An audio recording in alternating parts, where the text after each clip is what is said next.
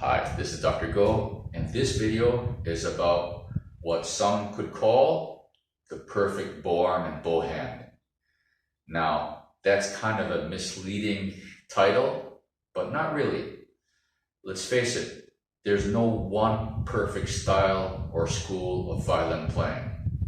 There are many different ideas that have shown through trial by fire that they work. I remember when after I resigned from the Malaysian Philharmonic Orchestra, I wanted to develop a really good bow arm, bow hand. I wanted to understand how this thing could work. And the first thing I was met with was that the simple truth, everybody's arms are different length. Everybody's wrists, hands, fingers are different length. There were many schools of violin playing, and they all produced just amazing players. So I was studying at the University of Wisconsin-Madison, and the beauty of that place is I could easily take a bus down to Chicago, watch the Chicago Symphony. I could go over to Milwaukee Symphony, watch them play. I could see the great concert violinists that would come to Madison, Milwaukee, and Chicago, and I would buy a front row seat and I would watch them. I would watch the amazing faculty at University of Wisconsin-Madison, University of Wisconsin-Milwaukee, and I would watch their right hands. I would sit there and study it like a hawk. And yes, many schools of violin playing, bowing, all had amazing sounds, but there were some constants. No matter how they oriented their shoulders or whatnot, how they approached their instruments, there were simple, constant threads, if you will, that were maintained throughout. Number one was what I like to call the smiley face. Some people call it banana arm. It's the movement of the arm this way. This I saw throughout everybody. And the second one, the second item that I saw that was constant was that if you can imagine a plane from the middle finger knuckle to the pinky knuckle, okay? If you imagine that plane, and when you apply it onto the violin, when these great violinists that I was observing would play, whether they were at the frog or the tip, for basic legato strokes or détaché strokes, this plane would maintain an angle to intersect about the 1/3 way up the bow.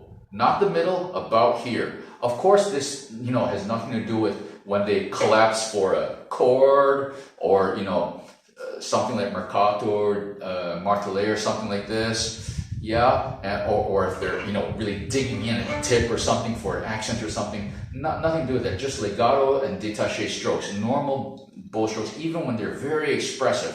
Yeah, that plane would intersect approximately 1/3 way up. And the advent of YouTube made things even easier. I would sit there, freeze frame, and I'd sit there and try to draw that line every time. And almost always on those beautiful cantilena sections, I would see that plane perfectly intersecting with that 1/3 way up the bow.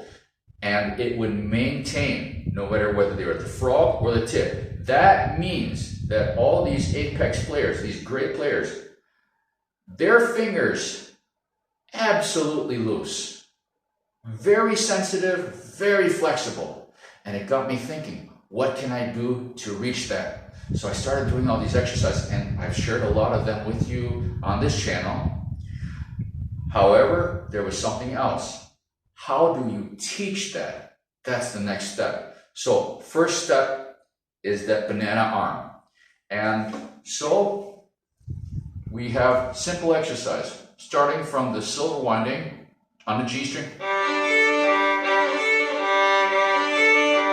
Trying to use no more than about 1.5 inches of bow, and try to do everything from the shoulder. So you will see some students trying to do everything from the wrist and the elbow. Try to get them to really use the shoulder.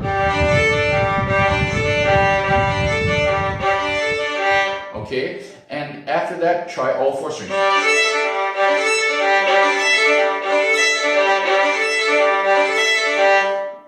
And the next step after that is to apply that to the string.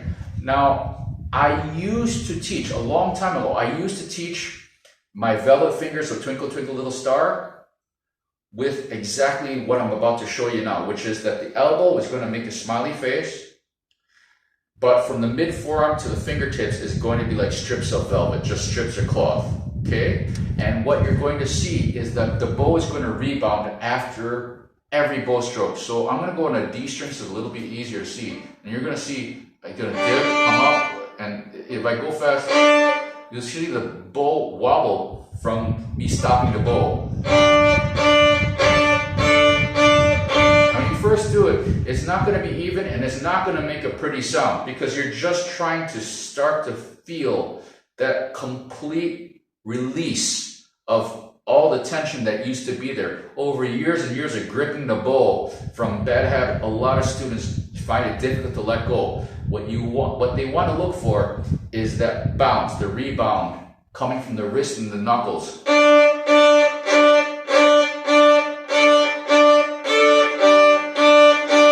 You can see how much that tip is moving, okay? And you don't want them to like this. It's just a natural rebound.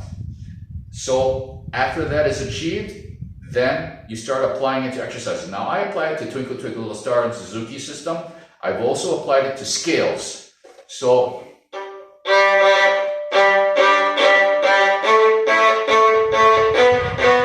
just to get that feeling, and remember it's got to come from.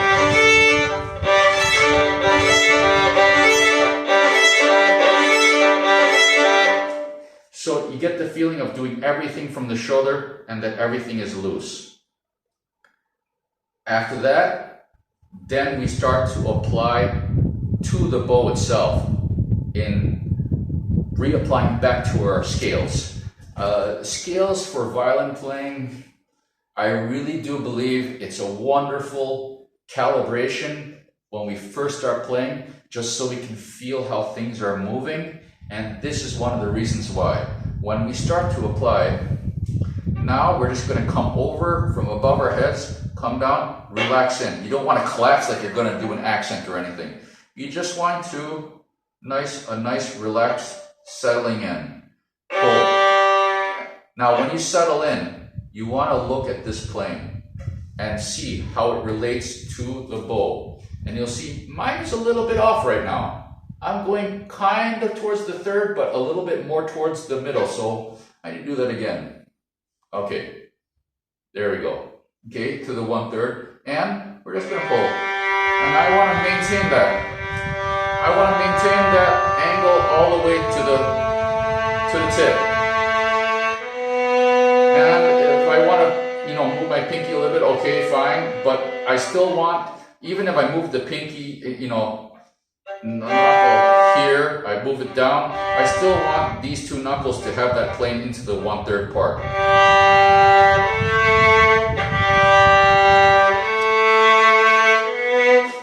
So now we have a smiley face arm, we have that plane.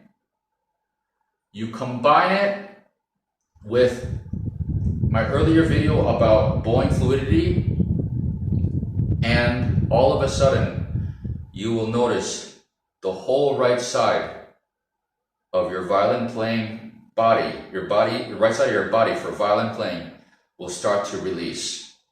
It takes time, especially if you were a very tense player before, it takes time to really get this going, but right away you start to feel a little bit starting to release.